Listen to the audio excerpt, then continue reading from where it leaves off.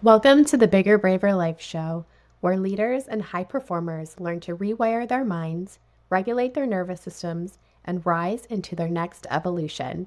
I'm Angela Williams, therapist, leadership coach, and your guide to living, leading, and creating from deep alignment. Because your bigger, braver life isn't about doing more, it's about becoming more of who you really are.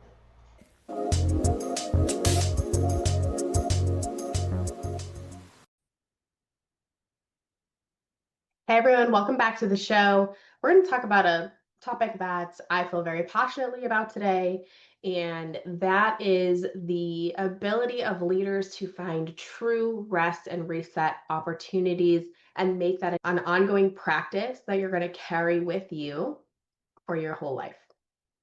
So if you are a leader, that means that every single day you're carrying more than just your job. You carry your thoughts, dreams, the vision, expectations, uncertainties, the downstream ripple impacts of the choices that you have to make for the bigger picture, in the constant pressure to perform in a world that's ever shifting. So Deloitte's 2024 Human Capital Trends report found that 70% of executives report burnout symptoms at least once per quarter. That is a lot. And when we talk about burnout symptoms, we're talking about everything from brain fog, decision fatigue, physical symptoms like headaches, emotional distress, things that are happening to you, not just in your mind, not just at work, but they're impacting you in lots of different places, your mind, body, soul, as well as the people that you live and work with. And here's something that I think leaders don't talk about enough is that we don't just need rest, right? We can come home. A lot of us can sleep. Some of us have trouble with that.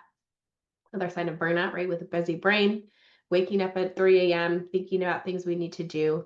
But we also need a reset. We need space, lots of it, to remember who we are as leaders and human beings and not just what we do. So in today's episode, I want to unpack two parts of the cure for the burnout, the chronic stress, the unhappiness that leaders face, that pressure that leaders face. I'm talking about strategic retreats and ongoing support that helps sustain clarity and regulate your nervous system, because without both, the gains can fade fast. So let me see if I can guess where you're at. So whether you own your own business, whether you are a C-suite executive or in a leadership role, I'm hearing a lot in sessions with clients that, you're probably being asked to do more with less. You're navigating AI, the political climate, the economic climate, what the public has to say, hiring, firing, right? Lots of personnel and talent issues. And then the other thing is, you don't just make the big decisions, you make hundreds, if not thousands, of micro decisions daily. What goes on the calendar? What are you eating for breakfast, lunch, and dinner? What is the priority for what you're measuring at work? Who to promote? When to let someone go? Plus everything else, like what are you going to wear today? Right? So I want to talk to you about the concept called decision fatigue. And again, that's one of those symptoms of burnout, but it's really something that can happen every day. So it's the idea that as we make more decisions, our capacity erodes throughout the day. So by the afternoon, your brain's running on autopilot. There's impulse choices being made. We're defaulting to what's easiest. We're avoiding things. It's not just like having a bad day. It's really about cognitive depletion. So this is why I make the case that we need to be in a reset of some sort every single day. This is just the kind of the results of what the job demands. And so we have to be so intentional about structuring the way that we use our time, we use our brain, protecting our energy, and the way that we fill our cup back up, so to speak, right? That we expand our capacity. One of the ways that leaders seek rescue for this is in retreats, which are great and often mislabeled. So I remember in an earlier time in my career, I would go to a retreat, which is basically a strategy workshop before work. So we'd maybe meet in a different place, but we would use the flip chart, look at the future, do some action steps, and then go back to our day to day. And then I remember also going into conferences just already feeling stressed and burned out, and left them feeling heavier at times, right? Because the schedule is so packed. Then there's networking. I mean, it's just overstimulation. It's doing more thinking, but not any deeper breathing or integration. So really, it felt to me like an extension of work rather than a place to go and get new ideas, have a little break, right? So for those of you who have ever left a retreat or a conference feeling more exhausted when you arrive, like I totally see you, I feel you have been there.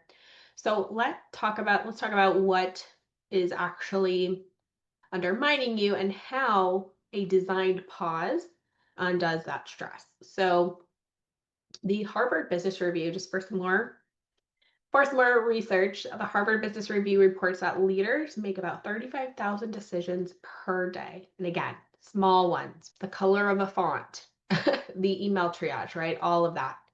So decision fatigue is more than just regular being tired or fatigue. It can impair your judgment, it shortens your mental bandwidth, and can, again, trigger avoidance or impulsivity. And researchers observe that when decision fatigue sets in, people default to that path of least resistance. So they stop really doing that deep analyzation. They might choose defaults, the way we've always done things, or they avoid those deeper decisions that they need to make. So a downstream ripple impact can look like poor decisions, indecision, right? Now you're becoming the bottleneck, stress, and even eroding that trust of your team because people are now seeing your inconsistencies. So, in a Gallup poll, employees who see their leaders under chronic stress experience 21% lower engagement. And let me tell you, being a therapist and a coach, I get such an amazing perspective on all sides of the coin of this because I have clients who are just really craving healed leaders, to be very frank with you. They are craving individuals who are managing their stress, who are consistent, who are recognizing that things are difficult in addressing the issues that are coming up, especially if they make a mistake, right? They're craving these consistent leaders that are helpful and supportive. So what we really need to do, and something I'm passionate about creating for leaders as I'm working with them, is creating that clarity infrastructure.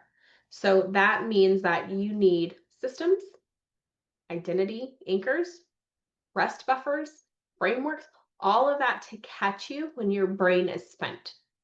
So a lot of it's going to be building a framework, support, foundation that can support you as you are navigating the pressure and decisions and all the things that are happening, right? So we want to build that foundation for you so that your automatic response isn't just the path of least resistance, but that it is anchored in your values and these frameworks and the identity that you want to bring forward.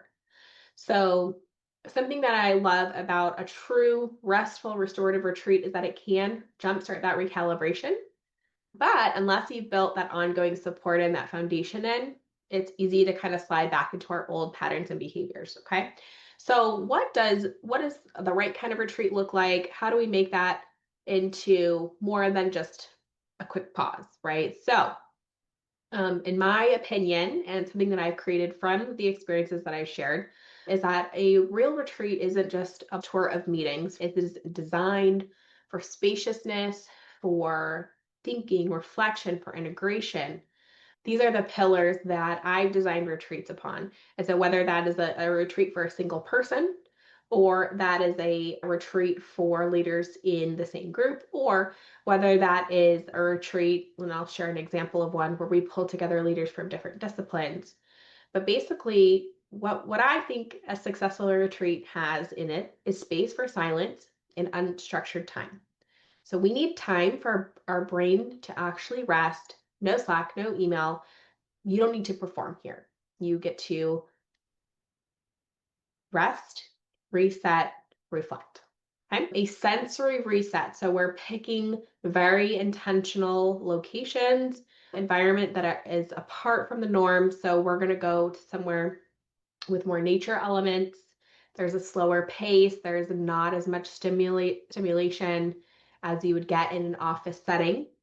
And I know a lot of us work from home as well. Working from home, a lot of times are designating a particular area in their home to kind of section off their work in one spot, right? However, when we are designing an intentional pause or retreat, we want to make sure that that environment is extra slow, extra grounding. We also have frameworks for reflection, for self inquiry. So it's not just goal planning, we're looking at vision, but it's deep questions to help you even anchor your identity. That's very important because even though we've got, shifting landscapes, maybe you've had to get a new job because of layoffs and the economic pieces impacting companies, or maybe you have to pivot your business right now. But what we want to make sure of is that your identity is reflected in this grounding foundation.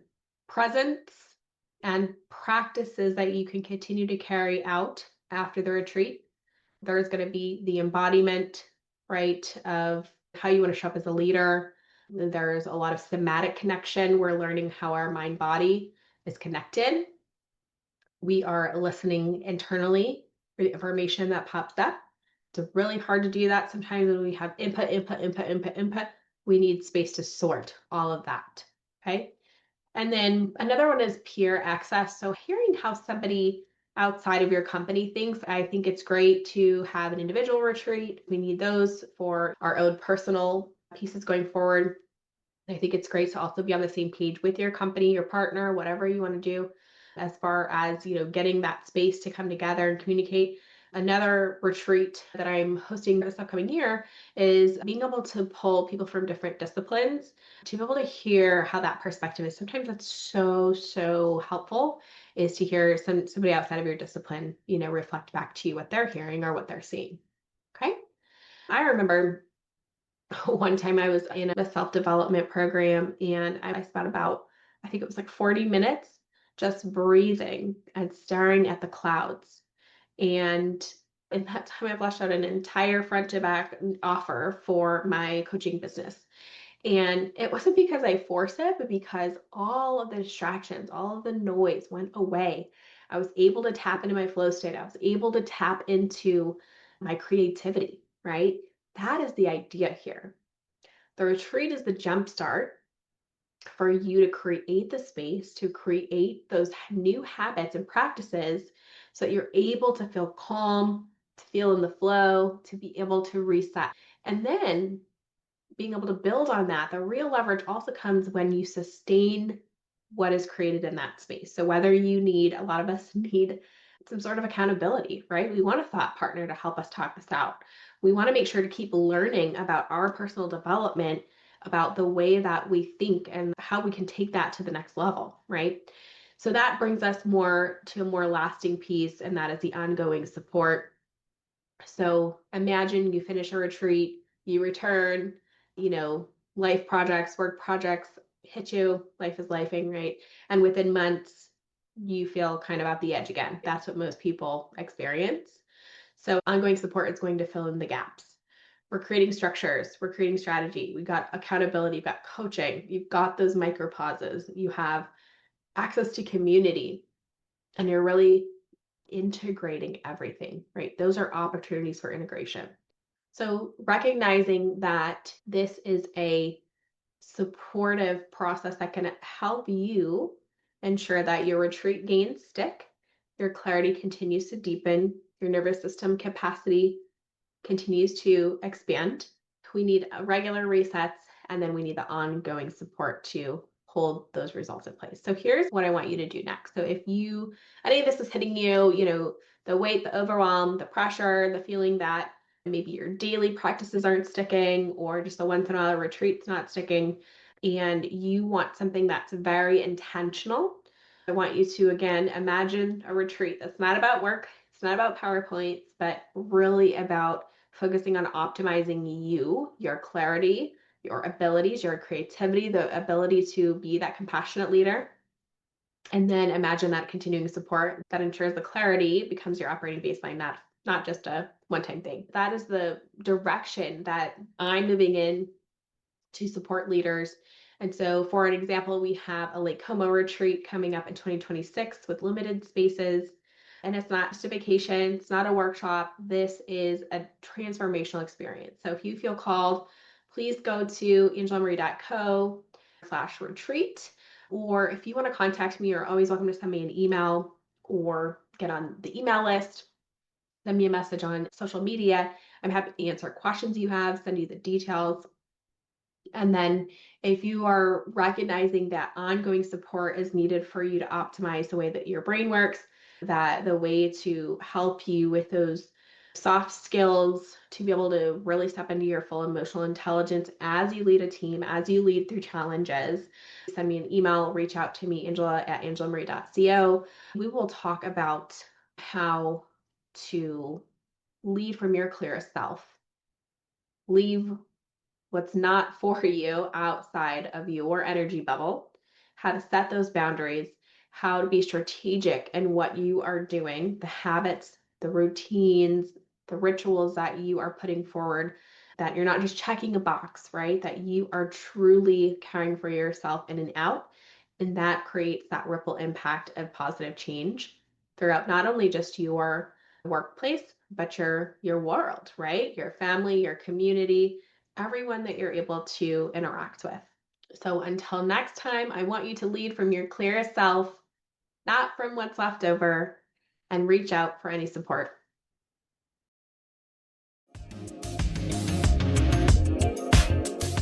You're not here for surface level success. You're here to expand. Visit angelamarie.co, where you'll find retreats, private coaching, and resources to expand your capacity and lead with calm, clarity, and authority. If this conversation moved you, make sure to share it with a leader who's ready for more.